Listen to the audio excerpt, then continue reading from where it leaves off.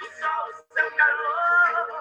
Depois de se apaixonar, não é fácil superar as marcas de um amor. Você,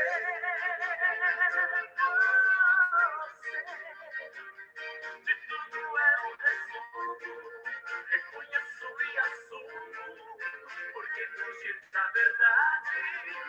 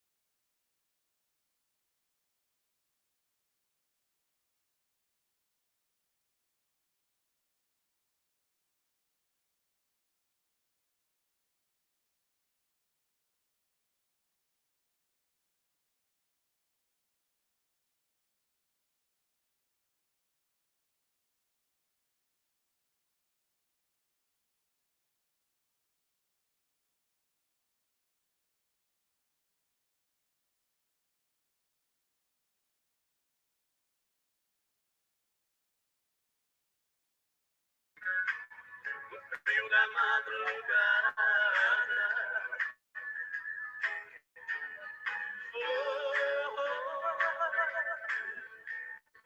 a distância que se fez perto, o calor do meu deserto, o pranto que chorei.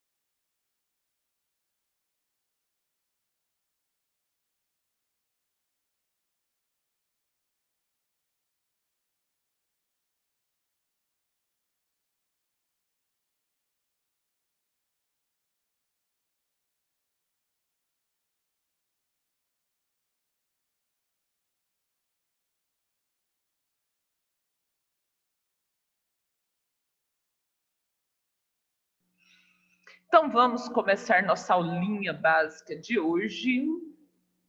Deixa eu colocar aqui o bendito dos slides para aparecer.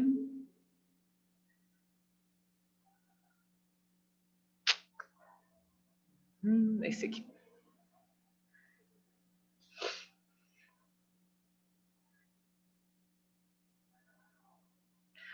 Tá aparecendo aí, né, para todo mundo. Então, vamos começar a aulinha básica. Eu espero que a maioria já tenha tentado fazer os meus exercícios, que não estão um bicho de 7 cabeças.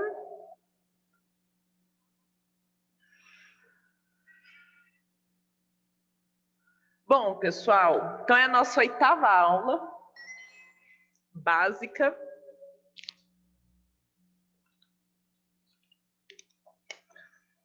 Espero que estejam todos bem.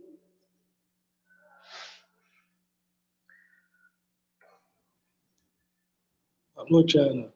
Boa noite, boa noite, boa noite, boa noite. Vamos no 12 hoje.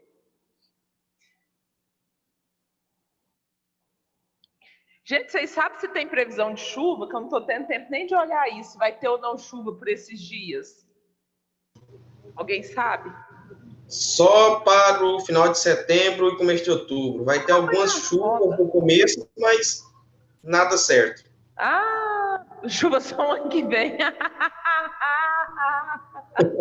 Ai, Bruno. Nossa, Bruno, você me deu um ânimo agora. Nossa. Nossa, segunda semana de outubro eu morro. Eu juro que eu morro, gente. Mas vamos lá. Vida que segue. Ô, Jesus, Pai eterno. Semana que vem, Ana. Deu show semana que vem. Então, pessoal, vamos começar a aulinha básica aí nossa. Deixa eu descer o 6 aqui, que eu estou olhando vocês no outro computador. Pessoal, vamos lá.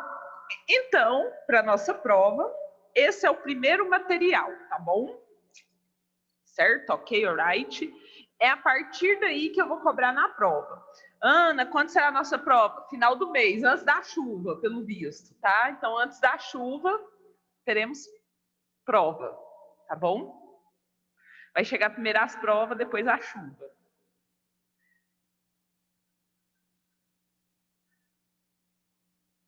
Então, pessoal, hoje nós vamos trabalhar o quê? Água de irrigação. Antes da gente começar a irrigar, a gente tem que conhecer a nossa água, tá? Isso é muito importante, vocês vão entender hoje por quê. Não é só conhecer o solo, você tem que conhecer o material que você está trabalhando.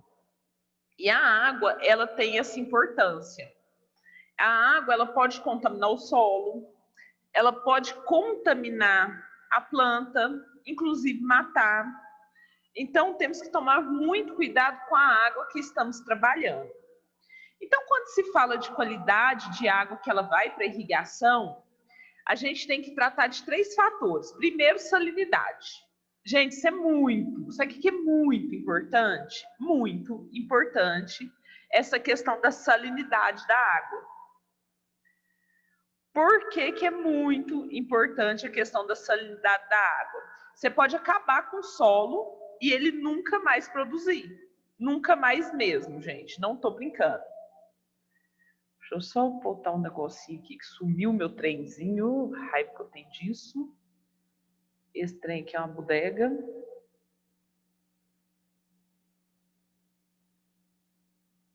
Quero vocês aqui do lado.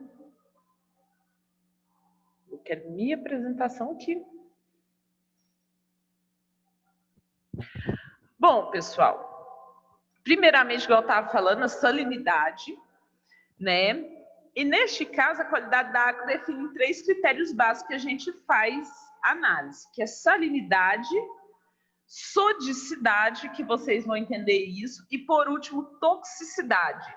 O quanto essa água pode estar tóxica para a minha planta, tá? Isso acontece.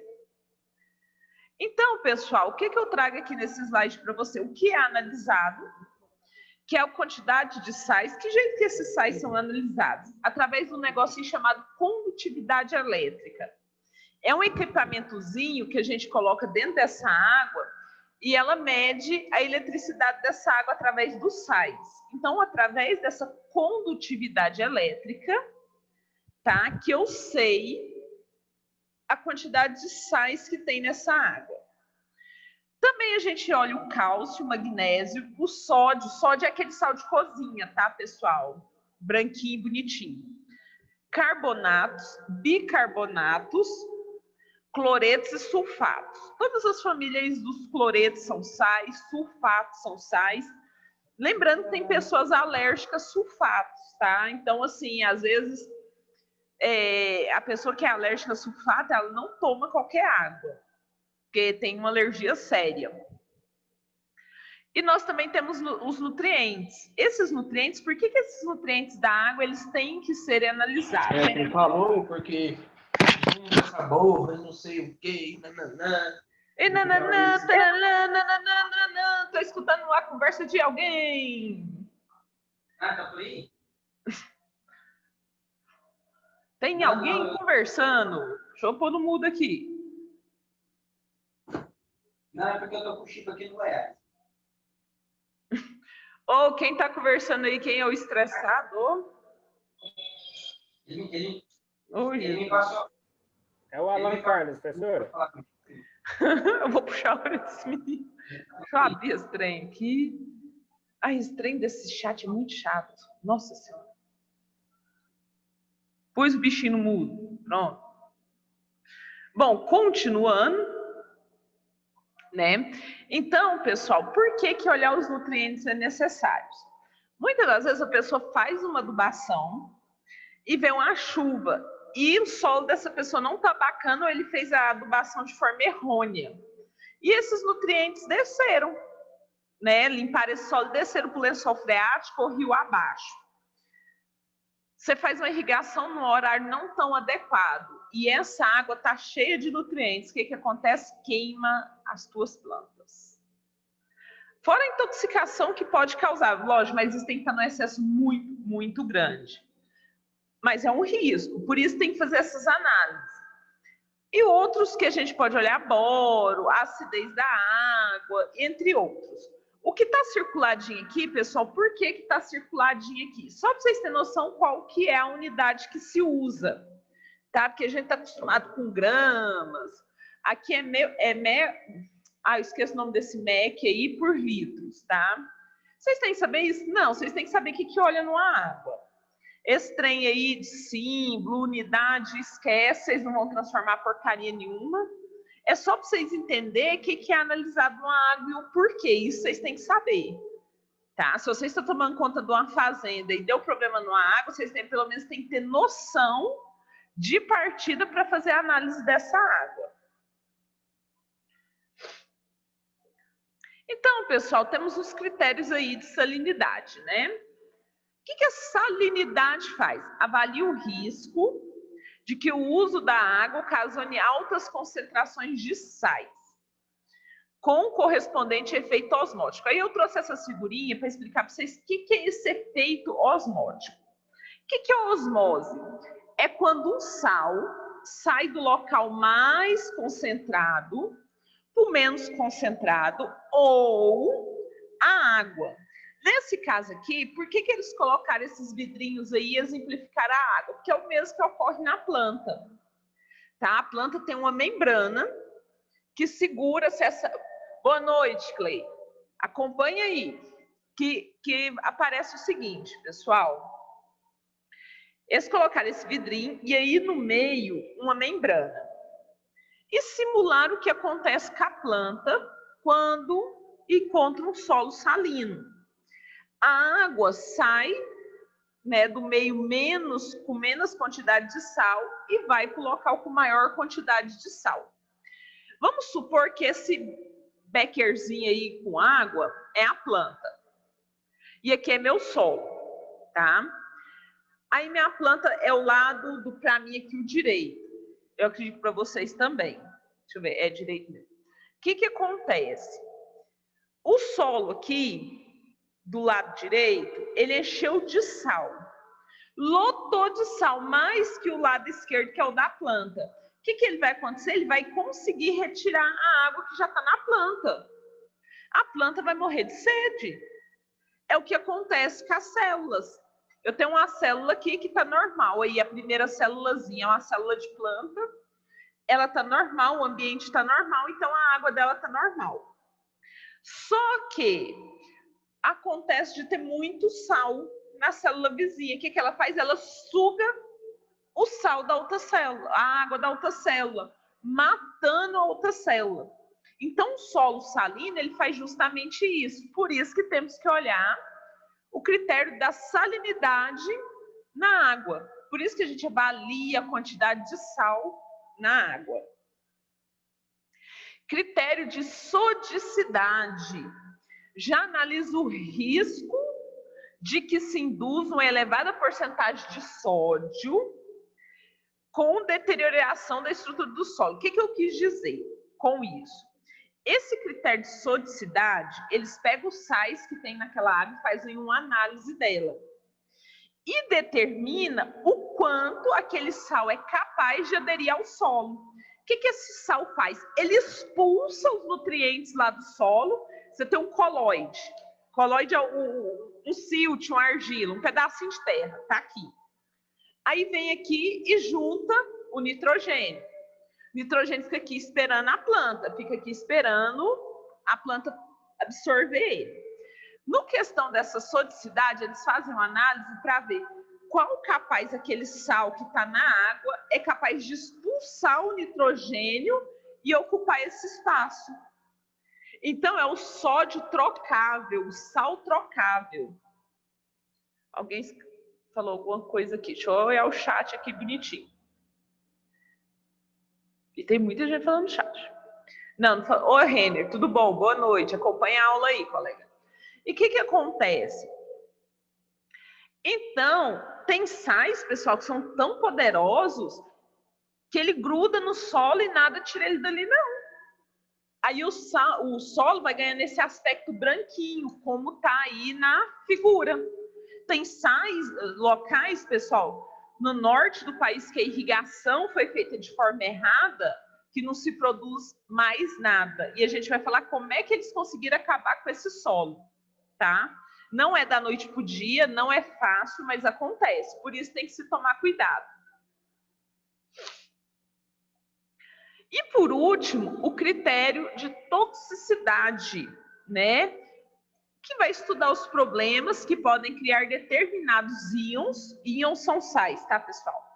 Acumulados no tecido da planta. Essa figurinha aí que parece um extraterrestrezinho, né? Essa roxinha, o que que é? É uma planta que ela já tem especialidade de excretar sal.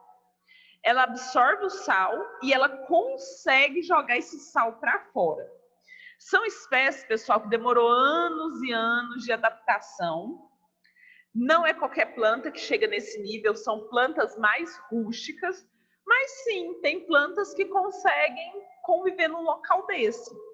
Então aí vocês veem a parte superior de uma planta, a qual tem umas cutículas, né, uns espinhozinhos, e ela está excretando sal. E na outra folhinha que está verdinha, foi uma irrigação com a quantidade exagerada de sal na água e fica esses cristais de sais. Isso aí mata a planta, viu, pessoal? Queimada. A verdade é essa. Se vier o sol e bater aí, queima essa planta todinha.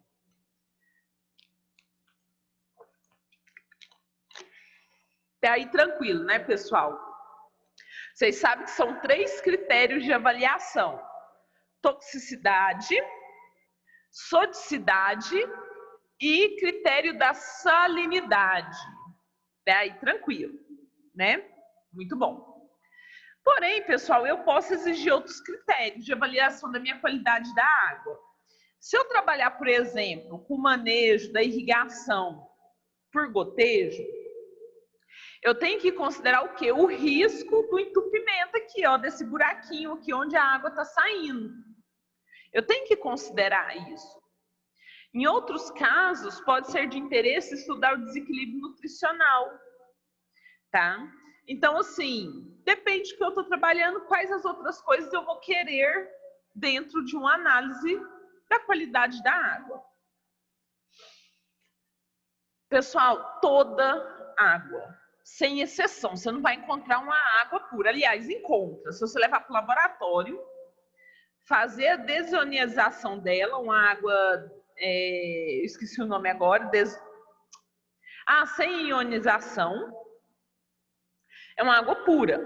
Mas isso, gente, vocês têm que levar para o laboratório e gasta muita água para fazer pouca, tá? O que acontece? Tem alguém falando. Ô, Ana Karen, entra aí. Todas as águas de irrigação, querendo ou não, elas têm um conteúdo de sal, tá? Ainda que as águas naturais, raras vezes, contenham sais suficientes para causar danos imediatos ao cultivo. Ou seja, você tem um poço muito bom na sua casa, ou uma nascente não, né? Porque dá até dó de água de nascente para irrigar. Mas vamos falar um poço. Wellington. Nesse critério de soticidade, quando o solo está totalmente contaminado, tem algum tratamento, só Jesus na causa, que pode ser feito para recuperar esse solo, voltar a produzir? Não é bem um tratamento, isso é o tempo. E é caro. Pensa num trem que é caro. Por quê? A primeira coisa que você vai ter que saber é em qual profundidade esse solo seu tá. O que aconteceu no Nordeste? O lençol freático do Nordeste, ele é raso. Por incrível que pareça, parece que falta água à torta e direita, mas aquele lençol freático, ele é raso. E é raso por quê? Porque próximo ao lençol freático doce tem água do mar, que é água salgada. Ela é mais pesada, ela fica embaixo e a água doce fica por cima. Que jeito que eles estavam irrigando? Irrigando por sulco. O que é irrigação por sulco? Eu rasgo o meu solo, de fora a fora, quilômetros ali rasgado, próximo à minha planta, e faço um rasgo maior e libero água.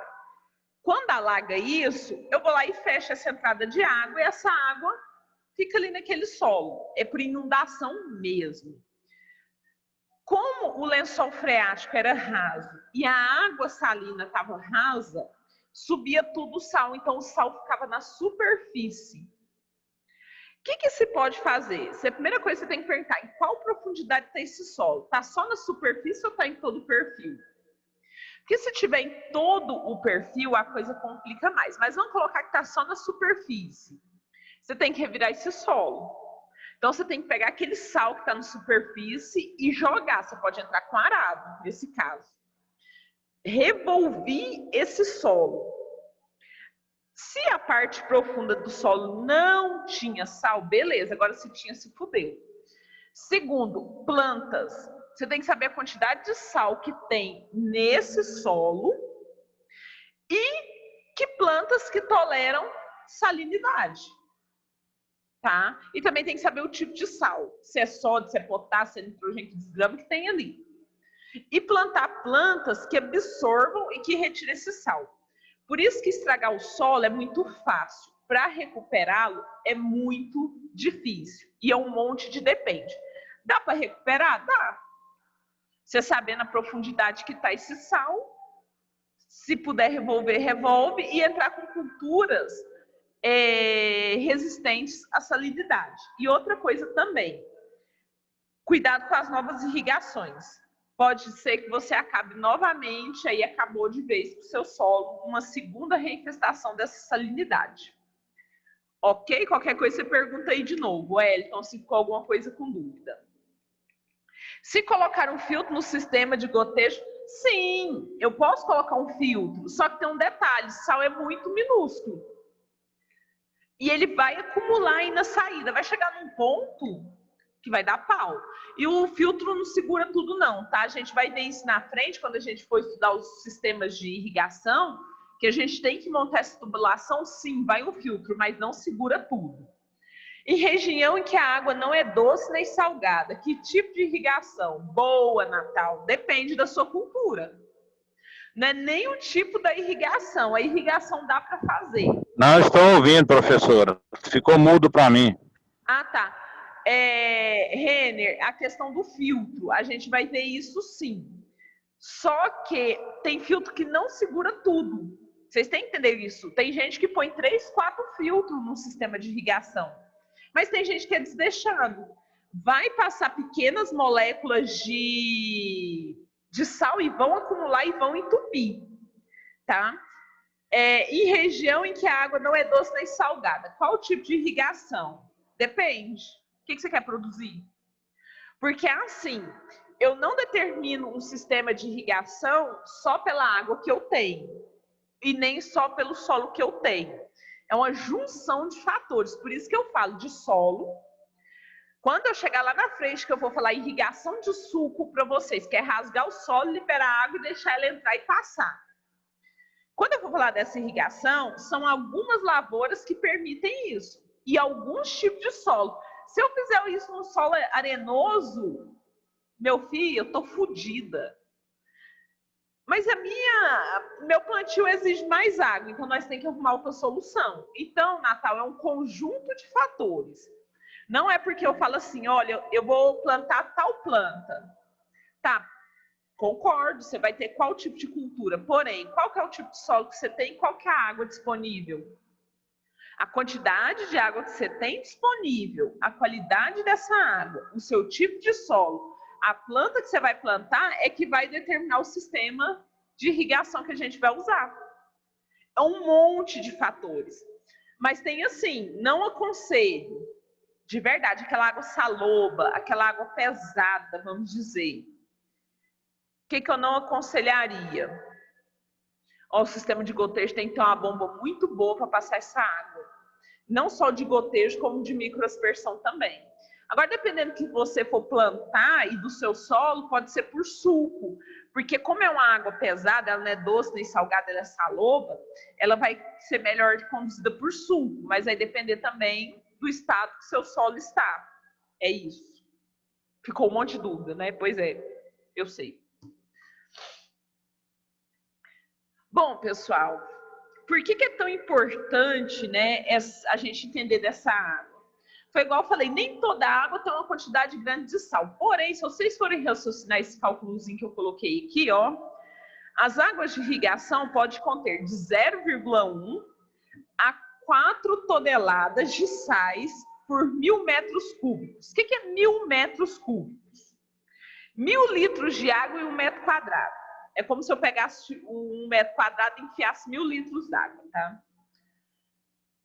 Como geralmente se aplica ao solo anualmente de 10 a 15.000 metros cúbicos por hectare, então o solo recebe de 1 a 60 toneladas por hectare de sal.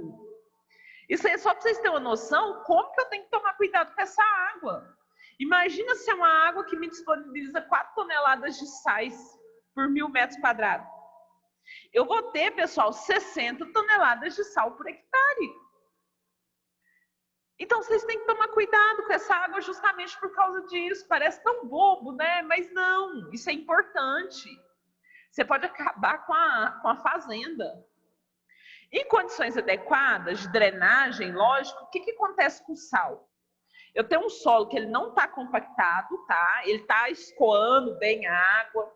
É um solo que não é tão argiloso, ele é ali meia vida, tem um pouco de argila e um pouco de silt e areia. Então é um solo que percola a água. E ele não está compactado. O que acontece com esses sais? Por mais que essa água traga esse sal ele vai descer, ele vai percolar pelo solo e vai voltar lá para baixo. Tá? Ele não vai ficar na zona radicular da planta. Quando o aporte de água não é suficiente, tá? Eu fico com mochibagem, vamos dizer assim. Eu sei que eu tenho que irrigar X tempo, aí eu falo assim, não vou irrigar isso tudo não. Vou economizar um pouquinho, sabe? Porque os trem tá difícil. Aí, esse sal que não foi percolado, ele começa a acumular por mochibagem sua. Sua planta para de produzir, vai ver, tá com toxicidade. O cara olha para você e fala, nós temos que fazer uma análise de solo. Faz uma análise de solo, seu solo já era. Por mochibagem. Então, quando essa água da irrigação não é suficiente, ela só joga o sal ali, mas não lava esse sal, com o tempo, esse solo alcança níveis, tá? Que pode parar a produção. Por isso que é preocupante a quantidade de sal. Aqui é um solo nordestino, pessoal, ó, tem sal por cima, olha que lindo. Dá para ver isso nitidamente em muitas regiões do norte e nordeste do nosso país, principalmente do nordeste, tá? Em cada caso que se avalia o risco potencial dessa água. É dizer, a maioria das águas consideradas perigosas tem um conteúdo atual de sais que por si só não é prejudicial, então, ou seja, grande parte não é prejudicial, mas vai que você é premiado e pode acontecer. Tem um tempo específico para fazer uma análise da... Tem, eu vou falar disso a cada 6 meses. Dependendo do que você está trabalhando, vai ser nos próximos slides. A gente vai falar sobre isso. A gente tem que fazer, dependendo do que você está trabalhando, a cultura tem que fazer sim. Isso é muito sério, Natal. Bem bolado sua pergunta.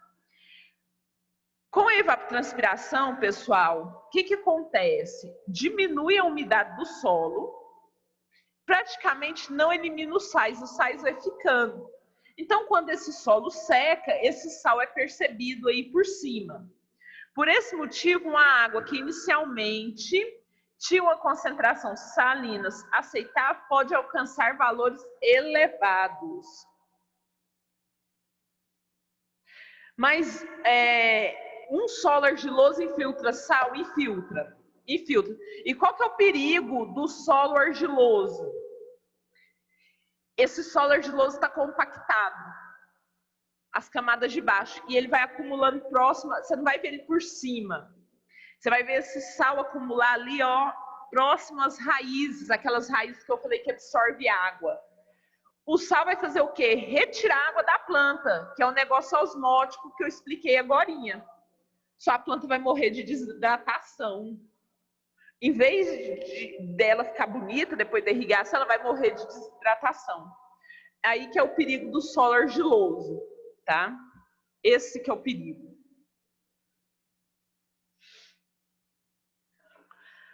Bom, pessoal, a questão de como a água da irrigação evolui, né, criando problemas, ela é complexa. A gente não vai entender isso da noite para o dia. Mas a gente tem que entender o quê? Que acontece. E não é culpa só da água, tá? É culpa do seu manejo. O manejo da irrigação, se é muito frequente. Ah, eu jogo água direto no meu solo. Eu tenho um lençol freático raso e é uma água salina. De tanto eu jogar água, vai subindo esse sal. Ah, não, eu jogo espaçado, eu tô com medo de gastar, sabe? Eu não quero gastar, não. Preocupa não, Ronilson, nós estamos falando de sal, só tá faltando a carne e a cerveja. O que acontece? Você perdeu tudo. Inclusive, você vai ter que pagar a carne e a cerveja porque você chegou atrasado. Então, pessoal, o que acontece? Esse sal que tem ali, aí eu fico com mochibagem de irrigar minha área. Nossa, estou com preguiça hoje de irrigar minha área. O que acontece? Aquele sal que era para percolar, ele vai juntando ali em cima, certo?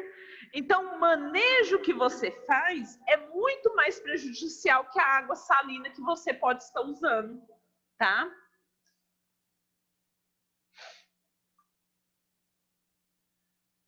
Então, vamos falar de tipos de água. Vocês já aprenderam o quê? Já aprendeu muita coisa hoje. Puta merda, viu? Vocês aprenderam o quê? Que a água tem que fazer análise, assim como a gente faz análise de solo. Analisamos salinidade, a sodicidade e a toxidez. Porque está tudo envolvido com sal. E vocês entenderam o que causa no solo. Agora vamos falar dos tipos de água que eu tenho. Para trabalhar a irrigação, pessoal, eu tenho as águas superficiais ou subterrâneas. E ultimamente vem se usando muito o quê? Águas residuárias. Aí que mora o problema, gente. É bom? É, mas vocês vão ver que essa água residuária pode dar uma dor de cabeça. Não só para a planta, como para a saúde, viu? E eu vou explicar por quê e vocês vão concordar comigo, tá? As águas utilizadas são de origem, igual eu falei, superficial ou subterrânea, tá? Ultimamente vem utilizando águas residuárias. E a origem de todas elas vem da chuva, né? Lógico, é um ciclo. Eu expliquei o ciclo hidrológico para vocês quando a gente falou de água. Então, todas as águas vêm da chuva. Algumas escorrem, outras infiltram, além de receber resíduos provenientes da atividade humana. Por isso que hoje está tão complicada as águas, tá? O que acontece? Águas superficiais. Vamos entender o que são as águas superficiais. São as que procedem de rios e lagos, aquelas que a gente acha comum, né?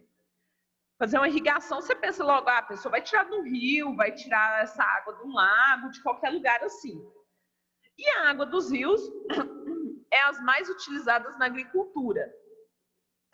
E essa água é tanto de origem natural, e podem, pessoal, estarem contaminadas. Aí que o bicho pega. Hoje vocês pensam na Amazônia.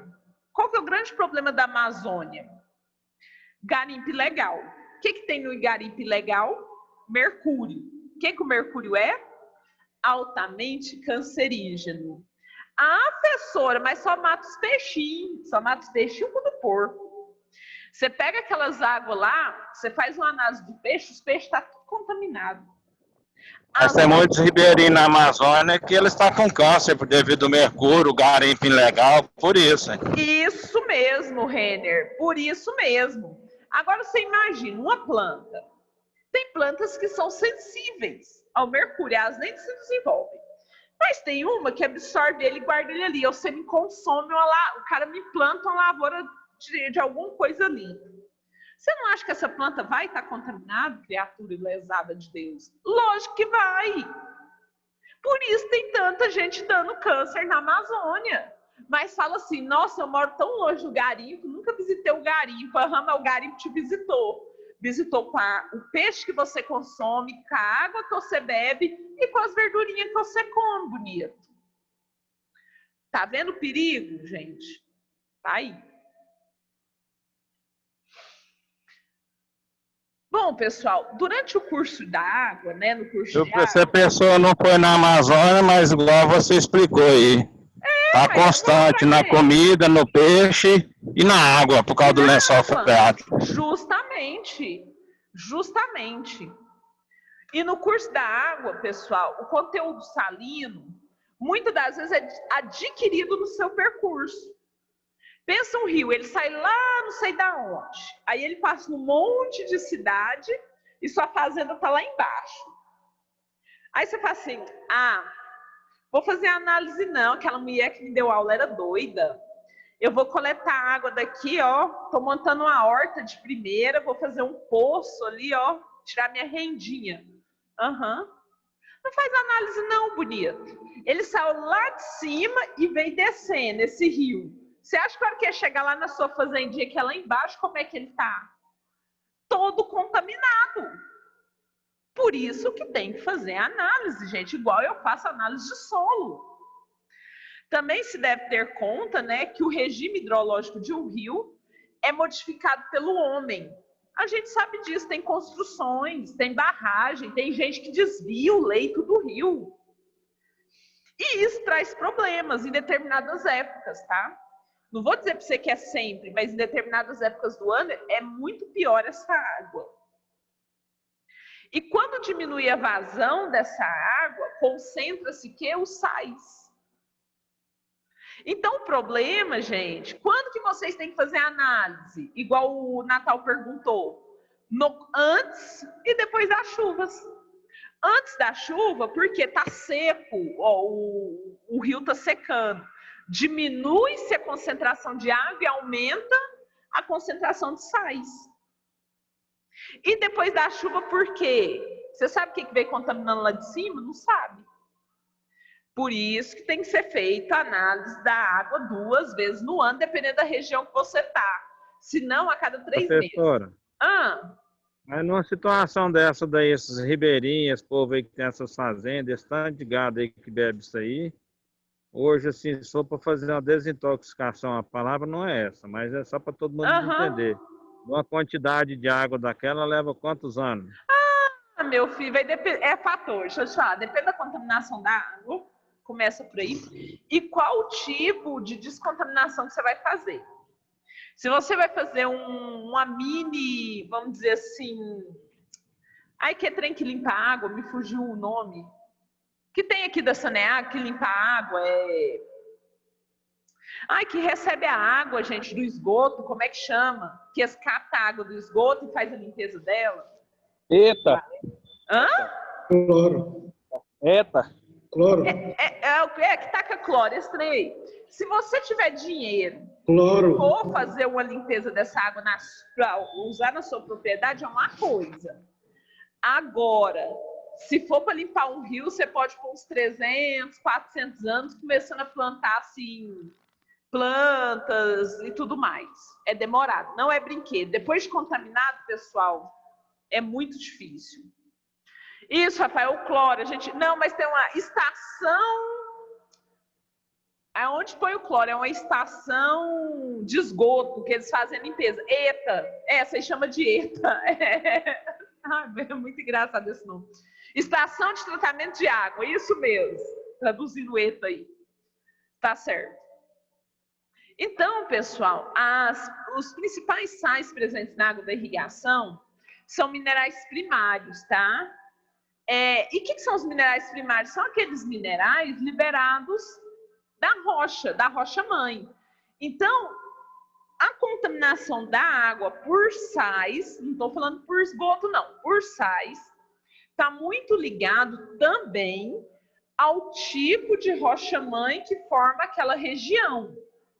Então, assim, ó, pessoal, pra vocês terem noção, se os solos de uma região ele é calcário, qual que vai ser as principais características dessa água? Baixo conteúdo de sais, isso é bacana. Então, a região com solos calcários tem uma menor quantidade de sais, tá? Algumas podem ser pobres, inclusive, em magnésio e ricas em cálcio. Ah, deu contaminação lá na minha área, né, por cloro. Cl é cloro. Podemos olhar, então, o lençol freático da sua área. Qual que é a procedência das rochas? Tem que saber disso. Pode ser a rocha. Águas procedentes de solo gípsico, ou seja, solo com gesso. Também tem elevado conteúdo de quê? De potássio, de cálcio, hidróxido de carbono. Águas procedentes de solos arenosos. Também tem um baixo conteúdo de sal. Por quê? Um baixo conteúdo de sal. Porque a areia funciona como filtro. Ela acaba que filtra essa água. Por isso que em solos arenosos há uma quantidade menor de sais, tá? Água de solos argilosos, que é o que nós estávamos conversando, a questão, se eu tenho um solo arenoso, um solo argiloso. O solo arenoso também tem um baixo conteúdo de sais, porém, altos valores de hidróxido de carbono e de cloro, tá? Cloro também em altas quantidades é muito tóxico para a planta, pessoal. Agora nós falamos das águas superficiais, vamos falar das águas subterrâneas. São aquelas que infiltram, né, através da chuva, desce ali, e são armazenadas na rocha, lá embaixo, no lençol freático. De que jeito que eu extraio essa água? Através de poços. É através dos poços que eu vou extrair essas águas. Ótimo, Fernando, pega o bonde aí. E essas águas, né, pessoal, são através dos poços. De uma forma geral, pessoal, os sais das águas subterrâneas depende principalmente das rochas que estão ali, né, no subterrâneo, e se já houve algum processo de contaminação, que foi a história do mercúrio contada lá atrás.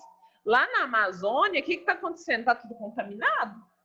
Então, você pode furar um poço, que você vai mandar água para fazer a análise, está contaminada, tá? que nós temos que tomar cuidado com os poços, pessoal?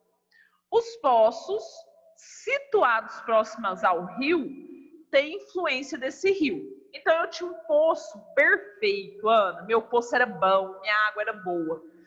E passava um rio ali perto. Aquele rio foi contaminado com metal pesado. Meu filho, pode esperar que seu poço também vai ser contaminado, tá? Porque a água desse rio acaba que influencia nesse poço. Então, tem que se tomar cuidado com isso. À medida que as extrações mais volumosas, né? Então, a gente começa a tirar muita água desse poço, acaba que atrai a água desse rio. E um outro fenômeno é o que eu expliquei de lugares salinos. Nossa, eu moro em Fortaleza. Fortaleza é um lugar que tem bastante sal, tá próximo ao mar e tudo mais. Porém, eu furei um poço e minha água saiu doce, né? Não é aquela água docinha igual aqui no Goiás, mas saiu doce. Com o tempo, eu percebi que foi dando cristais, né? Eu ia irrigar, quando eu passava da minha planta, tinha cristais de sal. Nossa, mas meu poço era tão bom? Era. Porque abaixo do lençol freático da água doce, passa a água do mar, o lençol freático de água salgada. Ele fica abaixo da água doce. Se eu começo a utilizar muito desse poço da água doce, o que vai acontecer? Ele vai puxar água salina também, tá? E é nesse momento que eu acabo estragando meu solo, viu? Professora? Oi? Só um minuto. Você falou aí que, tipo, os lençóis freáticos, a areia, ela é um filtro que... Ela ajuda a filtrar o solo, a filtrar esses sais do solo. Os sais, que é o tom sal, né? Ela consegue filtrar. Esse sal fica penetrado ali entre aqueles minúsculos grãos de areia? Como é que sim, ela retém. Ela retém esse sal, né? acaba que gruda ali. Mas assim, isso é quando você cava mesmo solo, aquele solo assim bem arenoso, e próximo ao lençol freático, ele é arenoso. Essa água sobe e o sal fica. Aí e fica quando ali, ela é prende. argiloso, bem argiloso? Bem argiloso também pode acontecer isso. Porém, o problema não é de baixo para cima. O problema do solo argiloso é de cima para baixo, quando ele recebe uma água salina de cima para baixo. Quando você vai puxar uma água salina de baixo para cima, ele acaba que filtra também. Porque o sal ele vai grudar nas partículas da argila. A areia filtra e o solo argiloso ele segura esse sal. Aliás, é o sal que garra nele, não é a argila que garra nele, não, é o contrário. E essa água passa limpa. Só que quando acontece o contrário, de eu irrigar de cima para baixo com a água salina, esse solo meu vai acumular, o solo argiloso, ele vai acumular o sal bem por cima. Esse que é o problema do solo arenoso. Eu estava pensando aqui no aquífero Guarani, ele filtra a água, né? Ele filtra, né? Ele recebe isso, ele recebe a água da chuva, filtra e armazena. Quando você precisa dela, que você puxa essa água de novo, ele também funciona como um filtro, ele não deixa as impurezas subir. Certo. Professor, tira uma dúvida aqui. Essas grandes lavouras fazem essa aplicação. Aí, por exemplo, dá a chuva, né? Aí quando arrasta tudo para aqueles córregos, aquela água ali, querendo ou não, ela tá tipo um pouco contaminada, não está? Tá. E é sério isso, porque assim, nós vamos estudar também estações meteorológicas. Quando a gente for fazer alguns cálculos de irrigação, a gente vai precisar assim, mas choveu tanto, eu preciso irrigar tanto. Tá, você precisa. Mas muitas das vezes não precisa irrigar no outro dia após a chuva, mas tem gente que faz isso. Esse solo já está muito úmido. Vem uma irrigação, ele lava esse solo. Na lavagem desse solo vai tudo. Vai nutrientes, vai, vamos dizer assim, matéria orgânica. A água que chega lá está todinha contaminada. Por isso que eu falo, você tem que, principalmente quando tem muita fazenda passando no fundo do rio, que você vai captar essa água, você tem que fazer análise. Porque geralmente o que tem de nitrogênio Não é brinquedo. O problema é o excesso de nitrogênio hoje nas águas. E não só o nitrogênio, você também vai encontrar muito defensivo agrícola. Muito. Nossa, se você fizer uma análise hoje detalhada e o laboratório fizer para defensivo agrícola, vai encontrar molécula demais de glifosato. Nossa! Não, é sério. Não isso tá é, tudo isso é contaminado, verdade. meu filho. Nós tá tudo Eu estava estudando um negócio sobre isso aí, é por isso que eu perguntei para você a respeito dessas da água, né? Isso. As tordas da água aqui de as Goiás. ortoga, aqueles trem tudo. É muito isso tudo sério. É sério, isso tudo pode correr contaminação. Tudo. Aí eu tava vendo essas coisas aqui em redor da cidade, da nossa cidade. Quando chove, diz que essa água vem do córrego do Sapo, né? Que a gente bebe aqui quando é fornecido. Aí aquela enxurrada tudo carrega pra lá. Tudo.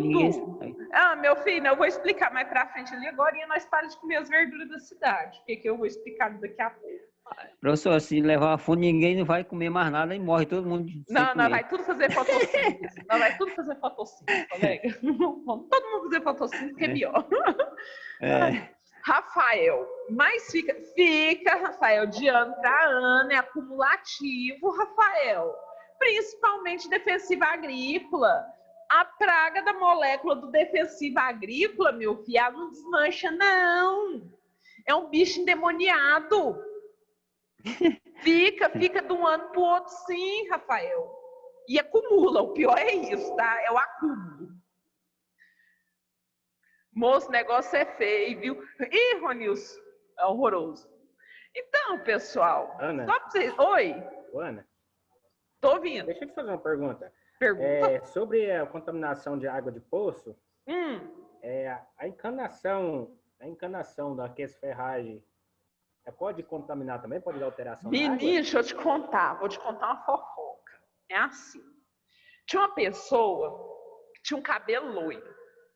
Moça, ela lavava o cabelo no chuveiro, o cabelo dela avermelhava. Ela voltava no salão. Ela lavava o cabelo em casa, o cabelo avermelhava. Aí trocava de shampoo, não resolvia nada. Trocava de creme, não resolvia nada. Até que ela estressou com essa história e resolveu ver a encanação. Era uma encanação antiga e já estava toda enferrujada. E essa ferrugem estava tão alta que estava grudando no cabelo loiro. Agora você imagina beber isso. Por que hoje tem os encanamentos de plástico? Justamente porque os de ferro e de cobre contaminavam as pessoas. Por isso. Pois sabe por que eu te pergunto? Quando foi aberto um poço ali naquela subestação de energia, Furnas, perto do posto desse, muita gente levava água dali para as casas, que era uma água muito gostosa, água muito doce mesmo, pura. Só que já tem um certo tempo que ninguém mais consegue tomar dessa água. Não, então, justamente por encanamento. Se não for uma contaminação ali perto, é o encanamento. Por isso, que caixa d'água de amianto, os encanamentos hoje são só de plástico, justamente por causa disso. Por causa de serem cancerígenos, tá? É sério mesmo. Oi! Só falando aí, o rapaz falou sobre respeito ao poço lá, perto do grupo desse lá. Lá tem um córrego bem pertinho. A vez que eu passei lá, tinha um carro, tinha tombado um carro de óleo. Aí eles estavam lá tirando aquele óleo, assim, umas boias, né? Para não deixar espaço. Eles demoraram mais de 2 semanas lá para limpar aquele córrego lá, ó. Ai, que nojo.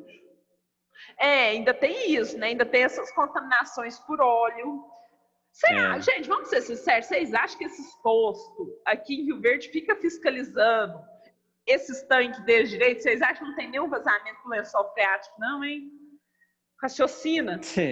Raciocina. Mas a planta que não resistente ao glifosato. Meu filho, morre tudo, Luiz. Se você pegar uma água que está contaminada e tacar na plantinha, meu filho, morre tudo. Você não sabe nem por que morreu. Aí você senta no chão e chora. Eu falo que o produtor rural dá muita sorte, porque se a gente for levar tudo aqui que nós estamos falando no pé da letra, a gente sabe o que tem que fazer e eu tenho que ensinar para vocês o que tem que fazer. E vocês têm que entender o porquê que tem que fazer. Só que quando você leva isso para o produtor, ele não entende. Às vezes a planta dele tem tudo para produzir bem. Bem. Aí, ó, Bruno, não fiscaliza nada. Tá vendo? O produtor chora, Rafael. Verdade. Se a gente for falar tudo que nós estamos aprendendo, mas o que eu tenho que ensinar para vocês? Vamos colocar que você está trabalhando numa lavoura. Está tendo um sistema de irrigação. Você começa a perceber que a produtividade do cara cai. E ele tá que faz análise de solo. Mas não dá nada na análise de solo. Você chega com a solução, você fala, vamos fazer uma análise da água? Pode ser que essa água esteja contaminada, tá? E esteja prejudicando aquela planta, reduzindo a produtividade. E o cara investindo. Ah, e eu tenho irrigação e minha planta não produz. Aí você fala, eu tenho a solução. Entendeu? Eu tenho a solução. O chique é isso. Então, pessoal, quais são os solos mais frequentes, né? Os sais, os solos. Quais são os sais mais frequentes? São esses. O cálcio, porque... Professora, pode falar. você já ouviu falar que ali em Jataí, aquele hotel lá, o Hotel Jataí, a água da piscina lá é quente, né? Já fui, aham. E todo mundo que fura poço artesiano em casa, a água sai quente. Sim. Então, Jataí tem uma quantidade de quilômetros quadrados lá, que lá em cima, não sei o que, vulcânica. Não sei como é que fala a palavra. De uma erupção, não é uma erupção, é em cima de um vulcão inativado há milhões de anos. Uhum. Isso, por isso que a água lá, todo lugar onde fura, sai quente. Isso aí, uma certa... E não pode acordar, não, isso aí? Não. É igual Rio Quente. Rio Quente, a cidade, porque tem Caldas e tem a cidade do Rio Quente. A cidade do Rio Quente recebe esse nome porque o Rio Quente é quente. Quente. É quente. As águas do Hot Park são dos rios. A água das piscinas quente e do lago gelada. É a fonte, ô Bruno. Essa que é a diferença. Porque a do lago, ela foi represada e ela vem de um rio diferente da que foi furada ali os poços, tá? Aqueles poços, eles são furados a uma profundidade muito grande. Na verdade, só descobriu que aquela água era quente porque eles foram furar um petróleo. Eles estavam atrás de petróleo, na verdade, e descobriu aquelas águas quentes. Já a água do Rio Quente, ela brota de um local que é quente, então todo o rio é quente, tá? Todo rio quente, a água do rio é... E os peixinhos vivem muito bem naquela água quente, por incrível que pareça. E a de Jataí também, assim como o Rio Quente, ela está sob um vulcão desativado. Por que que não volta?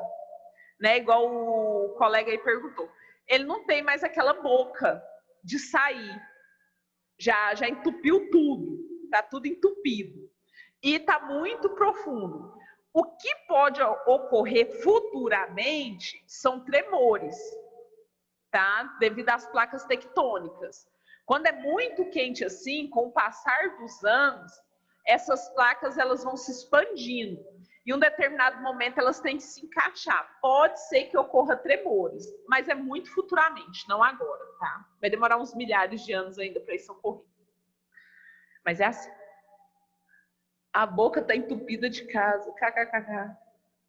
Não entendi não, mas tudo bem. Continuando, pessoal. Os sais mais encontrados são esses aí, tá? Vamos falar agora das águas residuais. Águas residuais são aquelas que a gente sabe, são reaproveitadas. Não é um conceito novo, pessoal. Na Grécia Antiga... tá, a boca do vulcão, entendi. Na Grécia Antiga já se fazia o reuso de águas, tá bom? Na irrigação, então eles tiravam as águas de casa e jogavam na irrigação. Eles já pensavam no futuro de preservação. Porém, pessoal, a gente sabe que está na escassez e está aumentando nessa necessidade necessidade dessa água, desse reuso, só que nós temos que considerar algumas coisas, principalmente o controle dessa água, tá? Águas residuais são todas as águas descartadas, que já foram usadas, e podem ser utilizadas novamente em outros processos. Então, nós temos as águas residuais domésticas, que vêm dos banhos, da cozinha, né, das descargas da vida, das lavagens. Nós temos águas residuais industriais. Eu vi uma reportagem há umas semanas atrás, né, de algumas empresas aqui da região, tipo a Hyundai em Catalão, está reaproveitando toda a água. A Cereal Ouro está fazendo isso, eles estão com essa preocupação de reutilizar a água. Águas de infiltração, eu monto caixas, né, coletoras em casa ou na minha fazenda e coleto água desses terrenos. E águas urbanas, aquelas águas que caem na rua, né?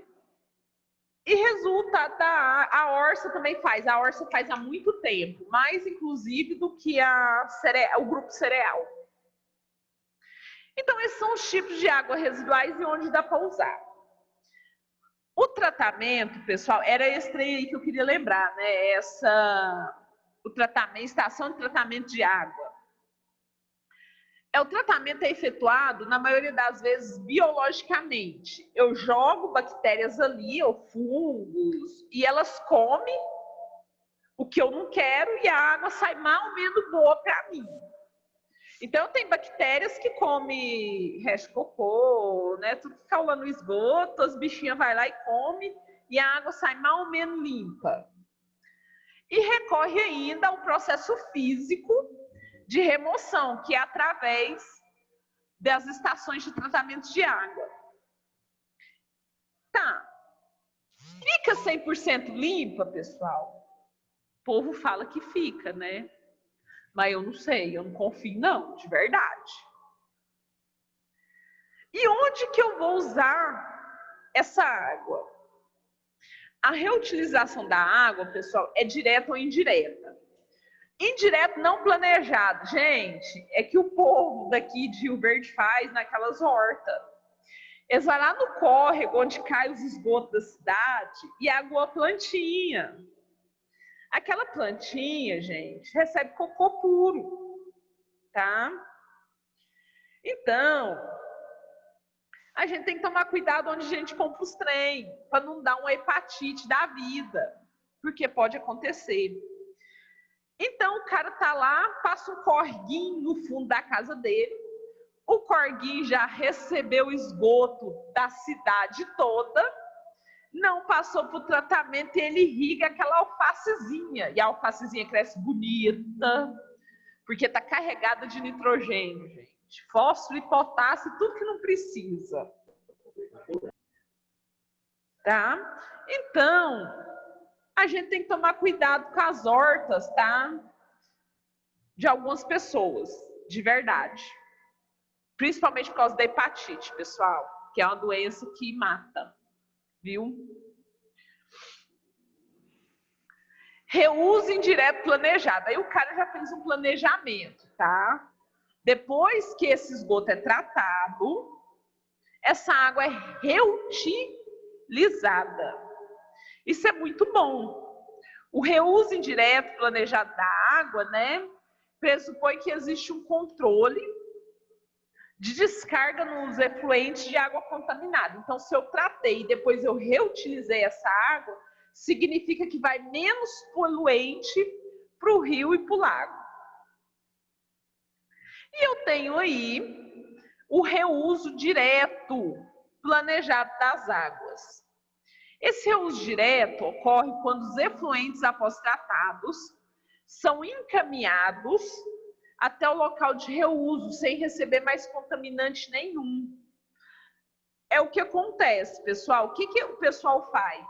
Eles captam a água para vocês tomarem, né, para a gente tomar, fazem um tratamento e após o tratamento ele distribui essa água nas casas sem receber mais nenhum contaminante. Então, isso é um reuso direto planejado das águas. Então, você tem que planejar se você vai fazer a utilização desse reuso ou não. É um critério de vocês. Se for reutilizar para aguar uma horta,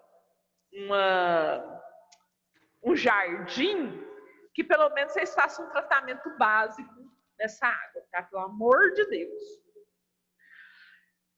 Dentre as vantagens do reuso, lógico, economia. Tem vantagem de reutilizar a água? Tem, totalmente. Melhora a qualidade, né, do rio e tudo mais. Recupera a economia de energia. Alto poder fertilizante do efluente. Por que é um alto poder? Quando você trata essa água adequadamente, você tira dessa água nitrogênio, fósforo, potássio, que dá para ser reutilizado, tá, pessoal? Isso é muito bom. Porque ao retirar esses micronutrientes e macronutrientes dessa água, você faz o humus e redução ou eliminação da poluição ambiental. Mas também não é só vantagem, pessoal, a gente tem algumas desvantagens. Excesso de nitrogênio. Toda água de reuso tem excesso de nitrogênio, tem que tomar cuidado ao utilizar essa água. Elevados teores de sais. Fica restinho de sal ali, toma esse cuidado. Presença de íons, como sódio, boro, cloreto, que são tóxicos às plantas. Risco de contaminação devido a patógenos, que é o que eu falei. Você não sabe a aguinha que está irrigando ali, que vermezinho que está naquela plantinha, então tem que tomar cuidado. Aplicações dessa água, não é qualquer lugar que você vai usar essa água não, tá? Irrigação de paisagem, irrigação de cultivo, principalmente o quê? Forrageiras, grãos. Uso industrial, né? Que faz a refrigeração ali das caldeiras, acho que toda indústria tem caldeira. Água de processamento. A gente pode recarregar aquíferos? Pode, foi o que o Antônio perguntou. Ah, Ana, mas eu vou recarregar os aquíferos? Sim, ele funciona como filtro tanto para receber essa água quanto para devolver essa água. Então eu posso sim devolver essa água de reuso, depois de limpa, para um aquífero, sem problema nenhum. Posso usar ela urbano, tá? Para irrigar jardins. Tem finalidades ambientais também, e a gente usa também na aquicultura ou na construção civil. No Brasil, foi o que eu falei, temos que tomar cuidado porque não tem regulamentação para esse tipo de água. Não tem um trem que fala assim, não, você tem que estar com essa água X% limpa para irrigar um vegetal. Não tem isso. Ou você tem que estar com essa água X% potável para dar para um animal de estimação. Então, como não tem isso, pessoal, não tem um controle das águas residuárias no país, tá? Está deixando a desejar. Aí cai na pergunta do Natal, com que frequência eu devo fazer essa amostragem? Depende do seu objetivo, mas geralmente 2 vezes no ano, ou quando você notar uma diferença na alteração química dessa água. Ah, minha água era quase transparente, agora está vindo verde. Algum problema tem. E qual que é a metodologia? Gente, é parecidíssima com a de solo, tá? É parecidíssima. Por que eu coloquei aqui? Porque vocês podem ir trabalhar em alguma indústria que tenha laboratório, e você vá trabalhar nesse laboratório, porque vocês podem trabalhar em laboratório, e nesse laboratório faça análise da água da indústria. O cara vai mandar você coletar água. Você tem que saber justamente por causa disso. Ou então, você trabalha numa fazenda e deu problema. O fazendeiro vai falar assim, te vira, manda fazer análise. Aí você olha pro tempo e fala, não aprendi isso. Ah, aprendeu sim, tá? Ah, se não aprendeu. Então, pessoal, como é que eu faço essa amostragem? Muito parecida com a amostragem do solo. Elas devem ser coletadas num recipiente limpo, de vidro ou de plástico. Antes de você fazer a coleta, você lava com a própria água ali do local que você quer coletar umas 2, 3 vezes o recipiente. Não vão usar uma garrafa suja, pelo amor de qualquer coisa, tá bom? Se tiver mais de uma fonte, pessoal, essas fontes devem ser coletadas separadamente, você não mistura fonte A com fonte B, são águas diferentes, análises diferentes, não tem economia nessa hora. Aqui eu trago a profundidade, então você não vai pegar aquela água superficial não, por quê? Aquela água superficial tem muita coisa ali na superfície que está só de passagem, que vem contaminando essa água, mas é um pedacinho de pau, um pedacinho de alguma coisa. Você vai pegar numa profundidade um pouquinho maior, de 10 a 15 centímetros abaixo da superfície. No caso de barragem, 10 centímetros e assim por diante. Tá? Vocês vão fazendo a coleta de acordo com a necessidade. Assim como a de solo, vocês devem identificar essa coleta de água, tem que ser identificada. E você pode fazer uma amostra simples, é uma única amostra, de um único local. Eu tenho um poço na minha fazenda. Então, vamos fazer naquele local, é só uma amostra basiquinha, uma garrafa de 2 litros, com a quantidade cheia aí de água. Eu posso fazer amostra compostas, quando eu pego vários pontos de um rio, tá bom? Faço isso. Ou eu tenho a amostra composta integrada, tá? Que são a mistura de amostras simples, coletadas ao mesmo tempo. Então, eu vou coletar uma amostra do rio, ao mesmo tempo. Então, se eu vou fazer 10 amostras ali, eu vou precisar de 10 pessoas coletando água naquele mesmo momento e na mesma profundidade. Isso é bem difícil de fazer. E como é que eu conservo essa amostra? Amanhã eu levo isso para a cidade. Vou deixar aí dentro do carro. Não vai não, trem. Não vai não. Vai degradar as coisas. O sol vai entrar dentro daquele carro, vai esquentar. Sua água não é a mesma mais não. Pelo amor de Deus. É com carinho, gente, que faz isso. Se for demorar muito tempo, eu tenho que refrigerar essa água, essa amostra, de 3 a menos 4 graus. A 5,49 eu te dei 5,50.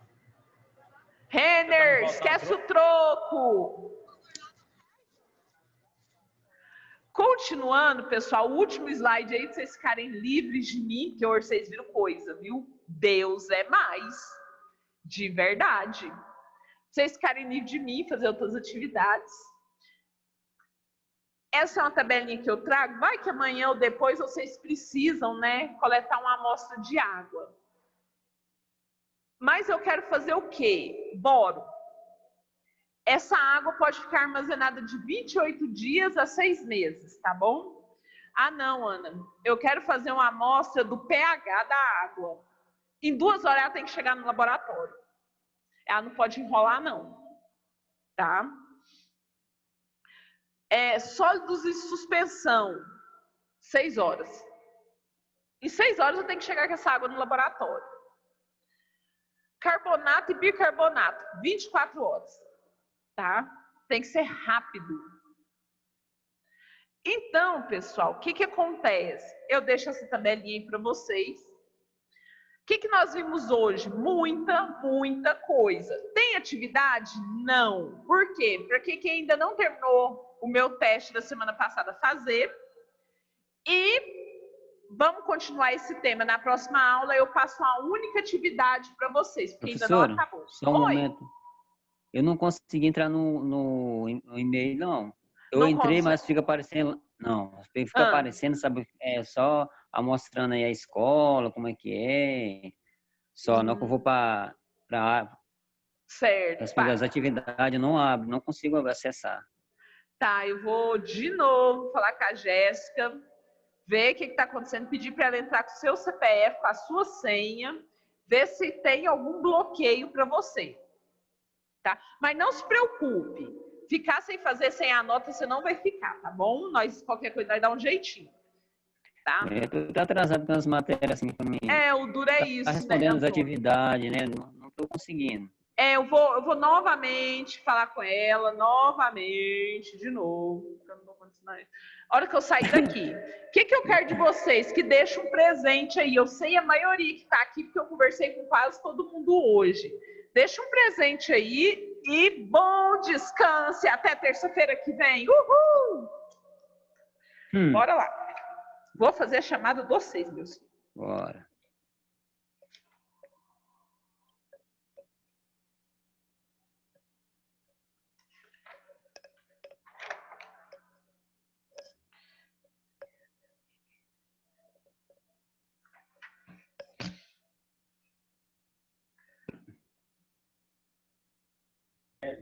Tô presente, viu, Ana? Quem é você? Alan Carlos. Ah, Alan, não, tranquilo, eu vi mesmo, eu escutei. Não, beleza. Não, tranquilo.